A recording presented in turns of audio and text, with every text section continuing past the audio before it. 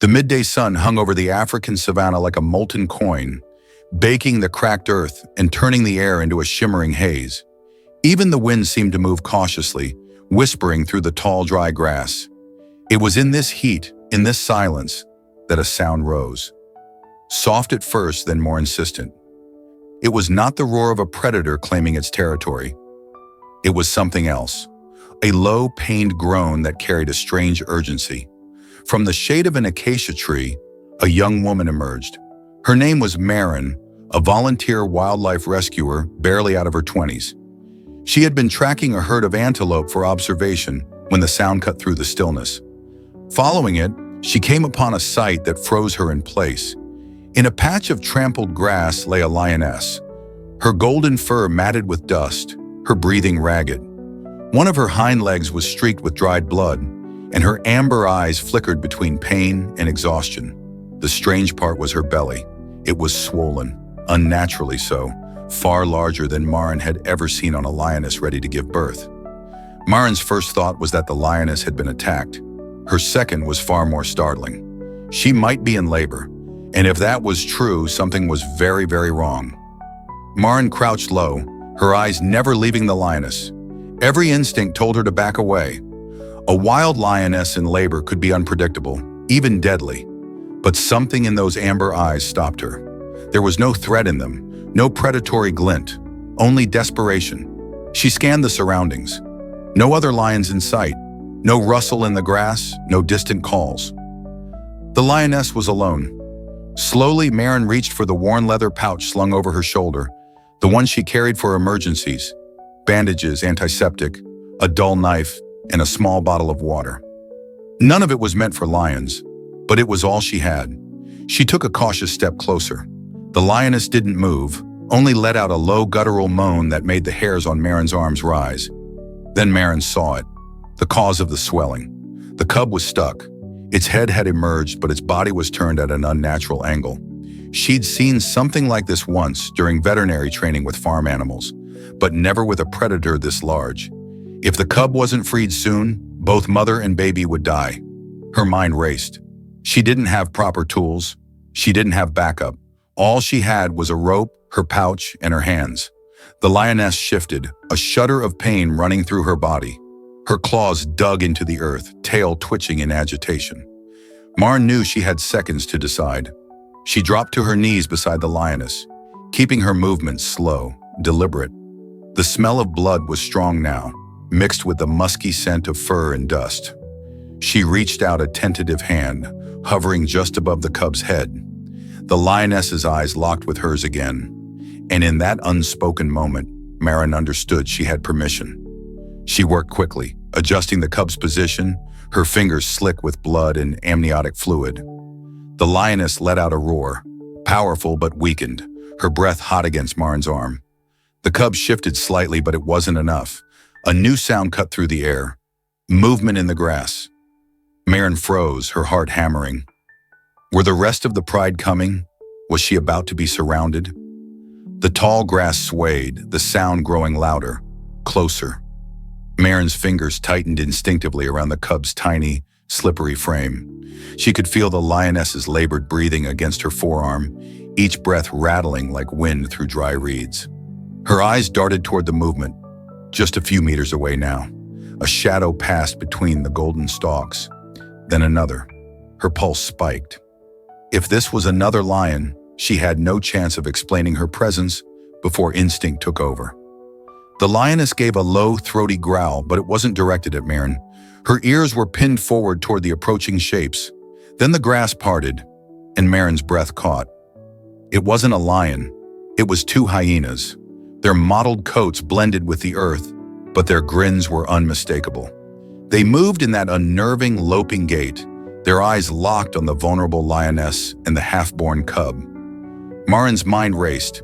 She was unarmed, kneeling, her hands occupied with the delicate task of repositioning the cub. Running was impossible. Fighting was suicide. The hyenas advanced, their movements slow, deliberate, confident. They were testing the lioness's ability to defend herself, and they would quickly see how weak she was. The lioness bared her teeth in a snarl that vibrated through Marin's bones, but her strength was divided. The cub's delivery was still stalled, her muscles shuddering with every contraction. Marin's instincts screamed at her, "Finish the birth." Now, with a deep breath, she slid her fingers further along the cub's body, feeling for the twisted shoulder. The texture of wet fur and fragile bone filled her grip. She pushed gently, then pulled in time with the mother's next contraction. The lioness roared, a sound so loud it startled the hyenas into a brief pause. The cub shifted, almost there, but the movement had cost the mother precious energy. The hyenas began to circle. Marin knew she had seconds left. Seconds to free the cub before the predators made their move. The hyenas' pacing quickened, their paws kicking up small puffs of dust as they closed the circle. One kept its head low, eyes flicking between the mother's wound and Marin's crouched position. The other let out a sharp, laughing bark, a signal. The lioness answered with a guttural snarl, her lips curling back over her teeth. But her body trembled. Her energy was split between the threat in front of her and the life still trapped inside her. Marin's hands were slick, her heart pounding in her ears. She knew one wrong movement could injure the cub beyond saving. She braced her knees against the ground, ignoring the sting of sharp pebbles through her jeans. "Come on, just a little more," she whispered under her breath, as if the cub could hear her. Another contraction rippled through the lioness's body, and Marin took the chance, guiding the cub's shoulder into alignment. The muscles under her palms were taut, trembling with pain. The cub slid forward a fraction more, its tiny front paw emerging into the hot air. The hyenas inched closer, their heads now level with Marin's.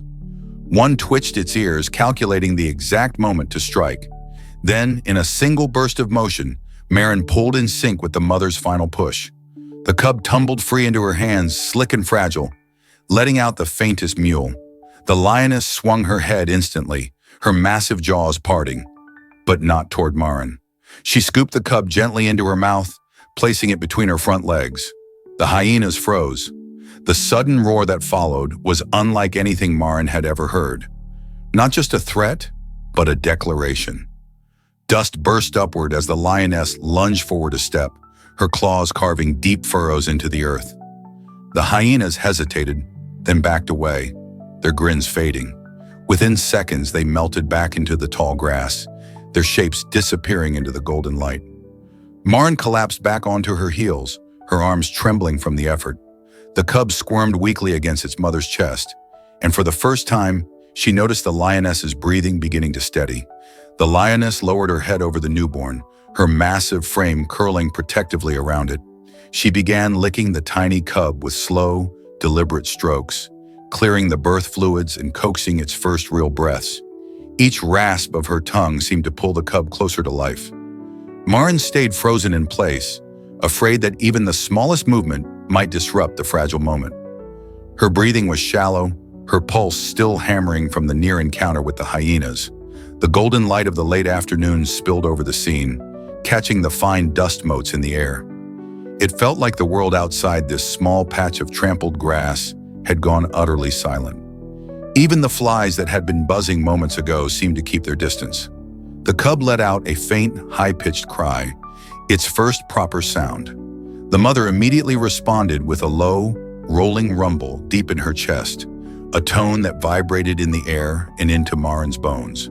She had heard of maternal calls in lions, but hearing it this close was something entirely different. Then the lioness shifted slightly, revealing something Marin hadn't noticed before. Another bulge in her belly, a second cub. Marin's mind reeled.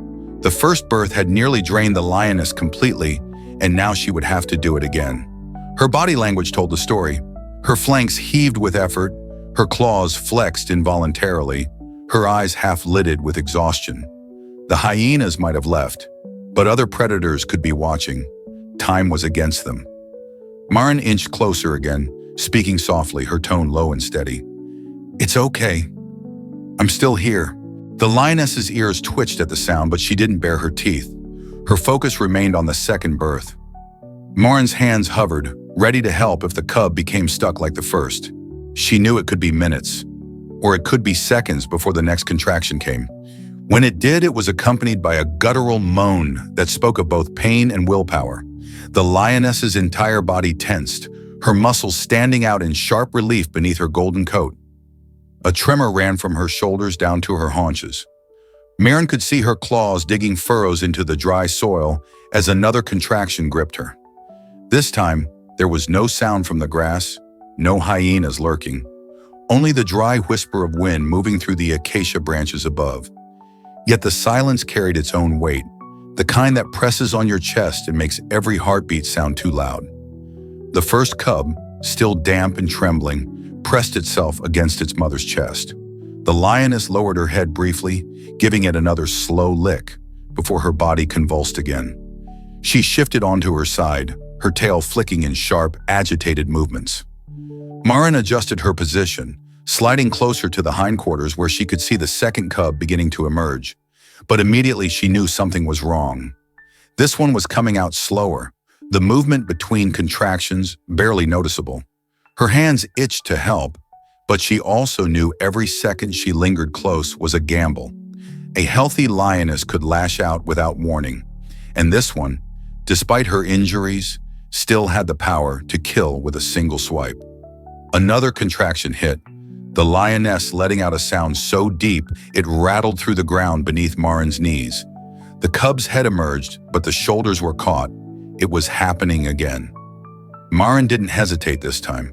She reached forward, her fingers working quickly over the slick fur, gently guiding the cub's body while the lioness strained.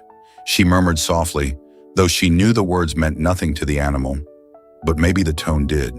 The lioness did not strike. Instead, with one final, shuddering push, the second cub slipped free into Maren's hands. She placed it immediately beside the first, stepping back on her knees in the dust. The lioness's head came down, enveloping both cubs in her massive forelegs. Her eyes closed, her breathing still ragged but steadier now, and she began grooming the new arrival with the same deliberate care. For the first time since this began, Maren felt the knot of tension in her chest loosen. The two cubs, still damp and unsteady, shifted against their mother's chest, their tiny paws kneading instinctively. One let out a faint, squeaking cry, the other nestled silently beneath her chin. The lioness lowered her head until her whiskers brushed over their small bodies. Her tongue rasped across each in turn, pulling away the last of the birth fluids and warming their fragile frames. Every slow lick was deliberate, the motion of an animal that, despite her exhaustion, refused to leave her young vulnerable. Maren stayed perfectly still, watching the scene as the tension in her muscles gradually eased. But she knew they weren't out of danger yet. The smell of blood lingered in the hot air, and in the wild, such a scent could travel far. She glanced over her shoulder toward the tall grass. The hyenas were gone for now, but that didn't mean others weren't watching. The savannah had a way of hiding predators until the exact moment they chose to strike. The lioness shifted her injured leg, wincing slightly but keeping her body curled around the cubs. She made a low, pulsing sound, a noise Maren had never heard before. Somewhere between a purr and a growl, it seemed to vibrate through the ground. The cubs responded instantly, one climbing over its sibling to press closer to her warmth. Maren found herself glancing at the sun's position. The shadows were stretching longer now. Dusk was approaching. In just another hour, darkness would fall, and with it, the advantage would shift to the hunters of the night. She wasn't sure how far the pride's territory extended, or if help, in the form of other lions, was anywhere near. But she knew she couldn't leave the mother here without at least seeing her on her feet again. The lioness's amber eyes met hers for the third time that day. This time there was no pain, no panic, only a quiet, unreadable wait. It was the look of an animal deciding whether to trust her one final time. The lioness blinked slowly, her gaze holding on Maren for a heartbeat longer before she turned back to her cubs. She nudged them gently with her muzzle, guiding them closer to her belly, where their tiny mouths began to seek milk. The sound of their faint suckling was almost lost in the stillness of the savannah. Maren's eyes swept the horizon again. The amber glow of the late sun was fading, the sky bleeding into shades of crimson and violet. It was beautiful and dangerous. The predators of the night would be waking now. A sudden breeze swept through the grass, carrying with it the faint rustle of movement far off. It was distant, maybe harmless. But on the savannah, distance could close quickly. She shifted her position, rising to a crouch. The lioness's eyes flicked to her, but there was no aggression in the look. If anything, it was as if the mother understood the human was still on guard for her. The lioness adjusted her injured leg again, this time placing more weight on it. The motion was slow, deliberate, and Maren could see the faint tremor of strain in the muscles. But the lioness didn't collapse. The cubs, sensing the change in her posture, clung more tightly, their small claws catching in the loose fur along her belly. The mother stood partially now, front legs braced, back haunches still lowered. Maren's heart lifted slightly. Standing meant mobility, and mobility meant survival. But the smell of blood was stronger now, stirred up by the breeze. If scavengers caught the scent again, they might return, in greater numbers than before. The lioness took another step toward standing fully, her golden fur glowing against the deepening colors of the sky. For a moment, Maren could see it, the mother leading her cubs into the cover of night, away from danger. But they weren't there yet. One wrong move, one misstep, and this fragile recovery could collapse. The air was holding its breath. The lioness's back legs tensed as she pushed herself the rest of the way upright. A faint grunt escaped her throat, her injured legs shaking under the effort, but she refused to sink back down. The two cubs clung close, one pressed against her chest, the other trying to find shelter between her forelegs. Maren felt her own breath catch. Standing meant the mother could move, but it also meant she was exposed. In the tall grass around them, the light was falling fast, and with each passing second, the shadows deepened into something opaque and watchful. The breeze shifted again, stronger this time, and with it came a sound that made the hair on Maren's arms rise. A faint, distant chittering. Hyenas. More than before, the lioness's ears swiveled toward the noise, her body angling so the cubs were shielded behind her. Her amber eyes narrowed, a low growl rising from deep in her chest.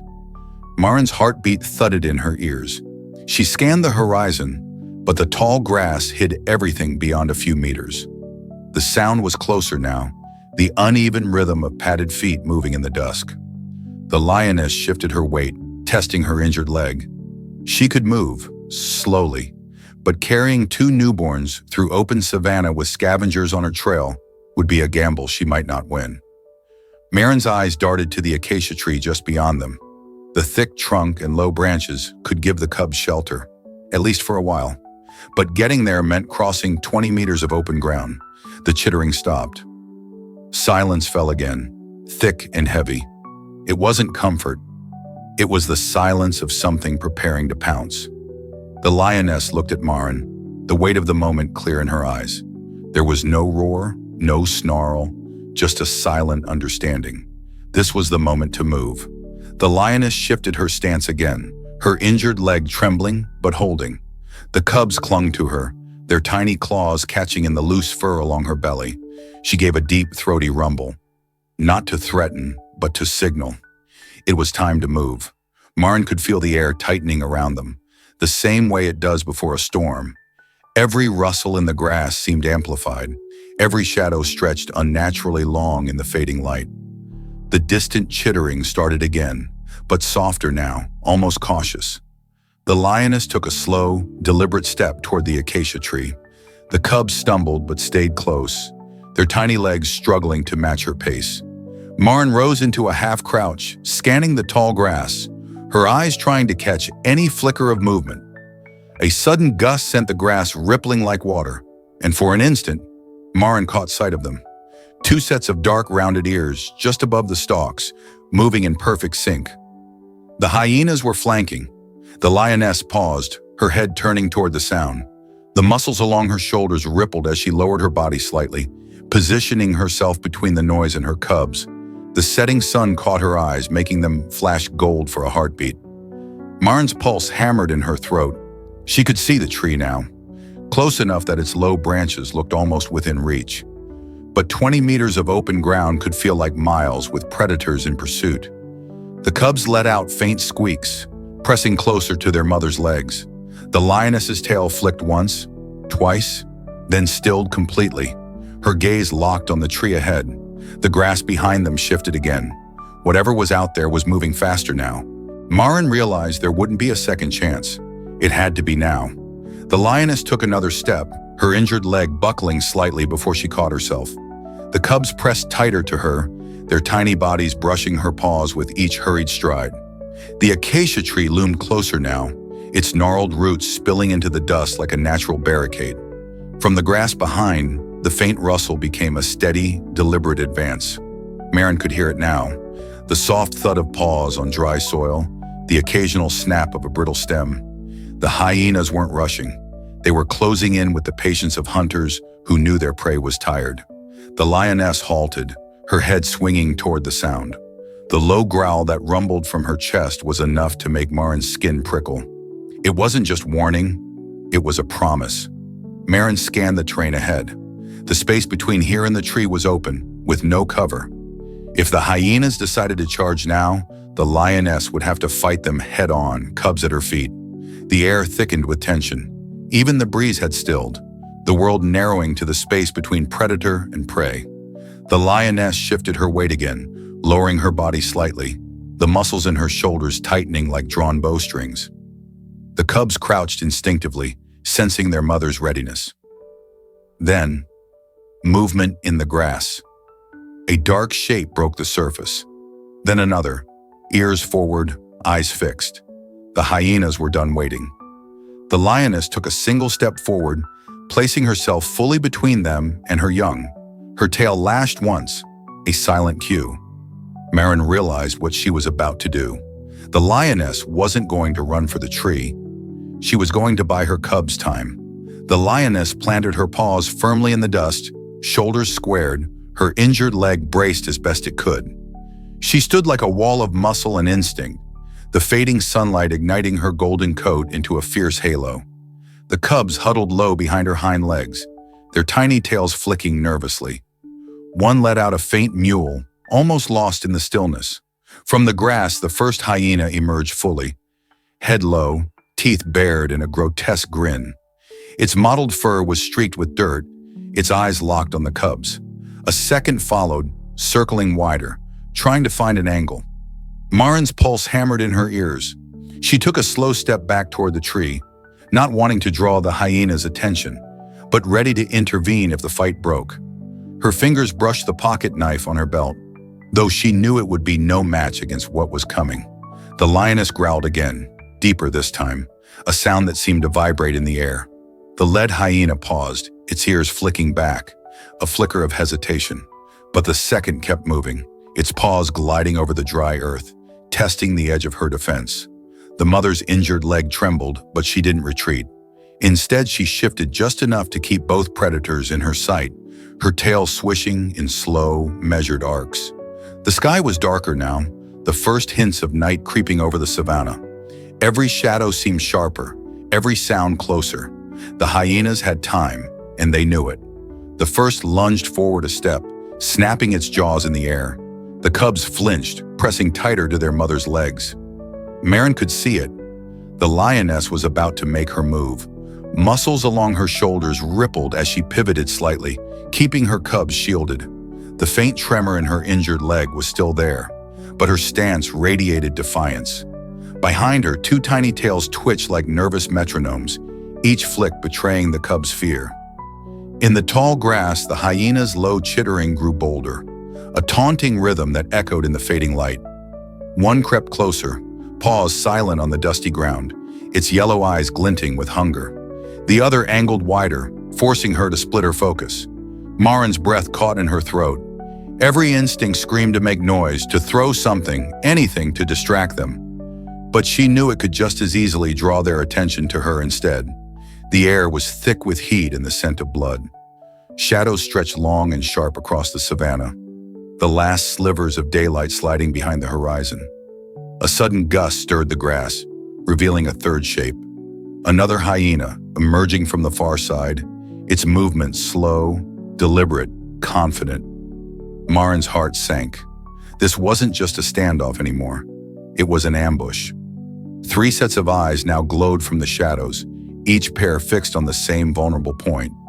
The cubs pressed against their mother's hind legs. The hyenas fanned out with practiced precision, their bodies low, paws barely making a sound. A deep, rolling growl vibrated through the ground, not loud but enough to make the closest predator hesitate mid-step. For a heartbeat, the circle froze. Dust swirled lazily between them, catching the faint orange glow of the dying sun. One of the cubs shifted, letting out a soft, uncertain cry. The sound was like a trigger. The hyena on the left lunged forward, snapping its jaws just short of the mother's flank, testing her reflexes. She countered instantly, a swipe of her paw cutting through the air, claws extended. The predator skittered back, laughing its broken, mocking laugh. Marin's fist clenched at her sides. The distance to the acacia tree was still too far for the cubs to cross unprotected, and now, with the hyenas closing in, the open ground felt like a trap. The wind carried the faint scent of decay. Somewhere out there, the hyena's den, or their latest kill. It meant one thing: they weren't going to give up easily.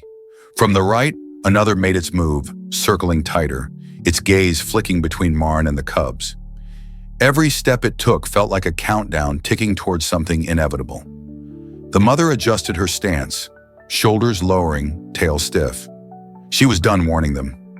Without warning, the closest hyena darted in again, its paws kicking up a spray of dust. This time the strike came closer, teeth snapping just inches from the smallest cub's back. A blur of gold and muscle intercepted it. A violent lash of claws that tore the air and forced the predator stumbling sideways with a startled yelp. The other two didn't retreat. They shifted immediately, their formation tightening, testing the angles. Each step forward was met with a counter-step, the mother's body always between them and her young. Marin could feel her own breath quickening. Every movement out here was razor-thin in its margin for error. The cubs were pressed so tightly together now that their tiny spines touched, both trying to disappear into their mother's shadow. From the far side of the grass came a rustle heavier than the rest, deliberate, slow, and confident. Another set of eyes appeared, slightly higher off the ground, a fourth hyena. The balance shifted instantly, 4 against 1, and the predator's patience was running out. They began to move in unison, a silent rhythm that sent small vibrations through the earth. The fading light painted everything in long shadows, shapes blending into one another until predator and ground seemed part of the same moving mass. The cubs let out soft, high-pitched mews, and the sound cut through the tension like a thread snapping. The circle tightened another step. Marin knew. The next move would decide everything. The 4 hyenas moved as if pulled by the same invisible thread, their paws gliding over the dirt, bodies swaying in a predatory rhythm.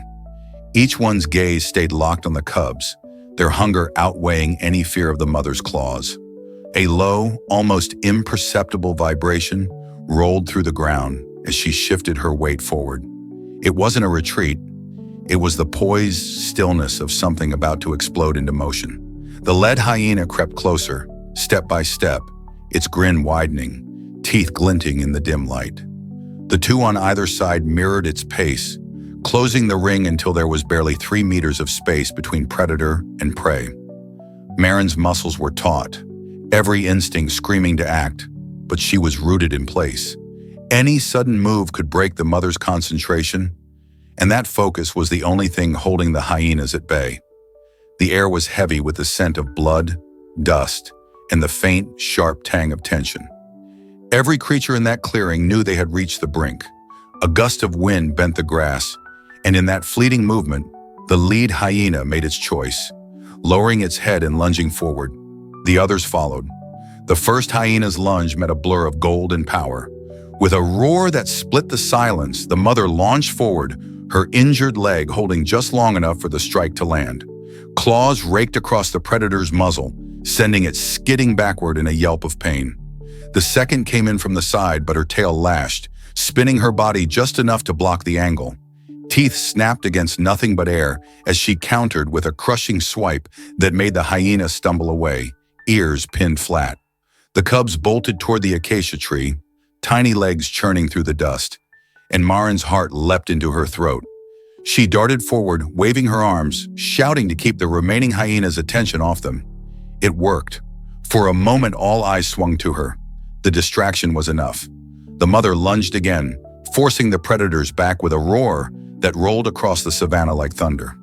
One by one, the hyenas broke off, their confidence shattered. They melted back into the grass, shadows among shadows, their yellow eyes fading into the dusk. Dust hung in the air, golden in the last light of day. The mother turned, limping toward the tree where her cubs huddled together. She lowered herself beside them, curling her body around their small forms, her breathing ragged but steady. Maren kept her distance, watching in silence. The lioness lifted her head, their eyes meeting across the space. There was no sound, no movement, just a single unspoken acknowledgement. Night claimed the savannah. In the darkness, the soft, rhythmic purr of a mother reassuring her cubs was the only sound that remained. If this moment moved you, share it and let others feel the power of courage and compassion.